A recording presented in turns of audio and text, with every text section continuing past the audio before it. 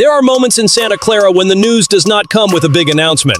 It comes through a leak, a carefully chosen sentence, quiet interest behind the curtain, and silence that suddenly feels heavy. Today, that is the signal. The 49ers are sitting in the middle of decisions that could change the real ceiling of this roster. From the pass rush to the McCaffrey plan, from the secondary battle to George Kittle's return. Stay with me on 49ers Express. Subscribe right now, because today's read feels like it is coming from inside the room. The first story changes the entire vibe, because when an insider connected to the Raiders puts the Eagles and 49ers as two teams running nuclear hot for Maxx Crosby, you do not brush that off like random noise. You listen. You line it up with the roster. You ask who is testing the market, who is checking the price, and who is trying to find out if Las Vegas has cracked open a door that was locked last season. Hondo Carpenter, from Sports Illustrated, said there is a lot of interest in Crosby and placed San Francisco in that hottest group. He also gave the important behind-the-scenes piece. Neither Crosby nor Raiders management seems to be in a hurry to get anything done, but the player may not be viewed as completely untouchable the way he was last year. And faithful, that is the kind of detail that makes a contender's front office sit up a little straighter, because Crosby is not just another big-name edge rusher, he is a defensive engine. He plays with controlled violence, ridiculous volume, relentless pressure, and the kind of energy that makes an offense uncomfortable for 4 straight quarters. Put that man across from Nick Bosa, and the entire NFC conversation changes in a heartbeat. I am not saying a deal is sitting there waiting for tomorrow. I am saying that if San Francisco is even sniffing around this possibility, it fits perfectly with the mindset of a franchise that cannot afford to waste its window. The money and the trade cost are the real wall here.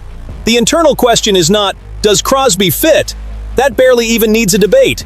Any defensive coordinator with a pulse finds a place for Maxx Crosby. The real question is different. What would the Raiders actually accept? How far are the 49ers willing to go? And how does the health of Bosa and Michael Williams change that calculation? If Bosa comes back strong and Michael answers the bell physically, maybe San Francisco looks at the rotation and keeps its ammo. But if there is any sign of weakness, any doubt about burst, depth, or steady pressure, then Crosby becomes more than a luxury. He becomes a championship answer. And there is another layer to this. Albert Breer had already connected this scenario to the 49ers days ago, talking about when a trade could make more sense. Now Carpenter comes in and puts San Francisco among the most aggressive teams in the interest market. It could be market smoke. It could be early checking. It could be leverage being planted. But in Santa Clara, when the topic is pass rush and Super Bowl football, smoke like that does not get ignored. If that price ever drops into a workable zone, John Lynch needs to be on the phone before another contender slams the door shut. The next point is not as loud as Crosby, but it might be the kind of decision that only becomes a headline after something has already gone wrong. Who protects the Christian McCaffrey plan if the season starts getting tight? Because right now the 49ers are betting on Kalen Black and Jordan James as the names behind McCaffrey. That bet has guts. It also carries real risk. Talk about Kyle Shanahan like someone who has actually watched him operate. He can like young talent. He can praise a guy in camp. He can open the door in May and June. But real trust in his offense is a completely different currency. Running back in this system is not just finding a designed lane and hitting it.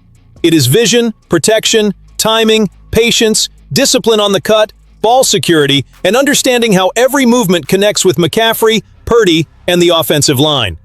If a young player processes slowly, Shanahan notices it fast.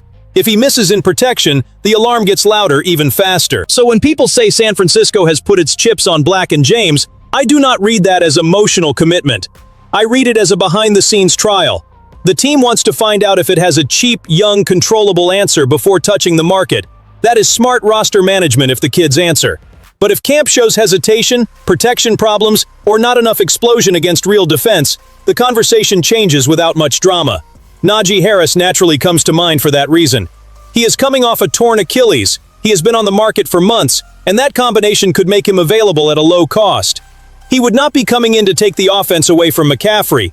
He would be a physical insurance policy, an NFL body, an experienced player who can absorb carries if San Francisco decides the rookies are not ready yet. There is also the trade path, similar to what happened with Brian Robinson Jr. last year. That matters because it proves the front office does not have to trap itself into one solution. It can let camp speak. It can monitor cuts. It can see which teams are carrying too many backs. It can move when the price drops. My read from inside the building is simple. The 49ers want Black or James to win this battle. That saves money, youth, and flexibility.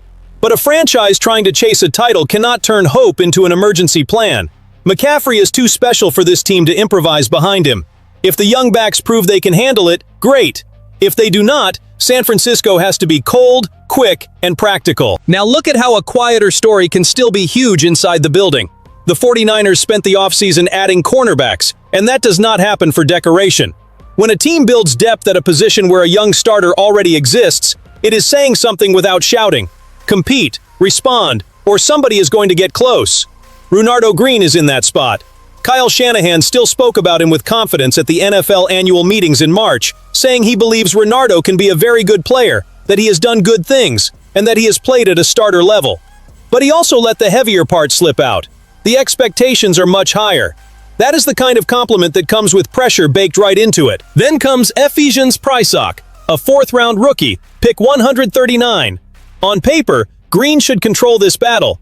He has more NFL time, he understands the professional demand, and he is not dealing with the full adjustment of being a rookie.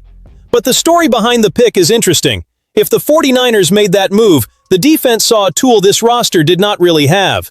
Prysock is 6'3", has 33 1/8 inch arms, and is close to 200 pounds. That is not just a line on a scouting sheet, that changes matchups. Against tall, physical, long receivers, the kind of guys who turn contested catches into a weekly problem, San Francisco now has a different body type. Green, at 6 feet, with 31 1/4 inch arms and around 185 pounds, is a different profile. That does not automatically make him worse. It means the rookie offers an answer this roster may not have had in the same way. The issue is time. Prysock will not get forever to steal the job. He has to show up in camp, survive the preseason, earn the coach's trust, and most of all, take advantage of any inconsistency from Green. If the battle is even, the natural path is keeping the starter. But if Green repeats shaky performances, like that moment when he got pulled against Seattle in the playoffs, the door stops being theoretical. And I want the faithfuls read in the comments. Would you rather bet on Renardo Green bouncing back, or do you want to see Prysock force this change early? Because a defense built for championships does not pick starters based on comfortable resumes. It picks the player who can survive January, who does not blink against big receivers, and who turns competition into an answer. If Green responds, great for the 49ers. If Prysock accelerates, even better. What San Francisco cannot accept is an important job living off an old promise. And now comes the story that hits the fan base right in the chest, because George Kittle is not just a tight end on this roster. He is energy, blocking, leadership, positive chaos, the identity of 49ers football. When he says he is making a ton of progress in his Achilles recovery, that the professionals connected to Dr. Neil Elatrache are happy, that the Niners staff is excited too, and that he is a little ahead of schedule, of course the faithful feel that pull to believe. Kittle went on the Rich Eisen show and put his goal out there, being with the boys in Week 1 in Australia against the Rams. And the way Kittle talks, you understand exactly why San Francisco loves him. He does not negotiate passion. Give him a chance, and he will try to grab it. If he is cleared and it makes sense, he wants to be out there. That is exactly the kind of mentality that wears red and gold without needing to explain itself. But this is where defending the team means being more serious than the emotional fan inside us. Kittle tore his Achilles in mid-January. Thinking about a real game 8 months later is already aggressive. The question is not only, can the tendon hold? It is the whole body returning to a brutal sport, with change of direction, contact, trench blocking, catches in traffic, and hit after hit. The repaired Achilles matters, but the opposite leg matters too, because it has spent months carrying extra load, and one part cannot be treated like just a travel note. Australia. That trip affects routine, sleep, adaptation, treatment, recovery, everything.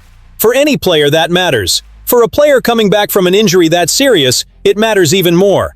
Week 1 against the Rams is massive on the calendar, division rivalry, international stage, emotional impact. But January punishes teams that make September decisions with their chest instead of their head. I would put Kittle's chances of playing that opener as low right now. The fact that they are not zero already shows how encouraging the recovery seems to be. But the smartest plan may be to hold him back, build the ramp up, test the workload, see how he responds in camp, and not turn an inspiring comeback into unnecessary risk. San Francisco needs Kittle for the season, not for a pretty picture in Week 1. If he is truly cleared and his body shows full trust, fantastic. But if there is any doubt, the right answer is aggressive patience. Protect the player, protect the offense, and make sure that when Kittle returns, he returns as the real George Kittle. When you put the whole day together, the picture is pretty clear. The 49ers are being tested by decisions that do not all show up on a Sunday scoreboard, but they shape who survives when the season gets tight. Crosby would be the big swing. The plan behind McCaffrey has to be honest. Green and Prysock will show whether internal competition truly raised the secondary. And Kittle reminds everyone that a champion's heart still needs medical intelligence. That is the red and gold demand. Ambition without panic, courage without recklessness. If you are riding through this race with the faithful, hit the like button, subscribe to 49ers Express, and stay locked in, because Santa Clara is nowhere close to sitting still.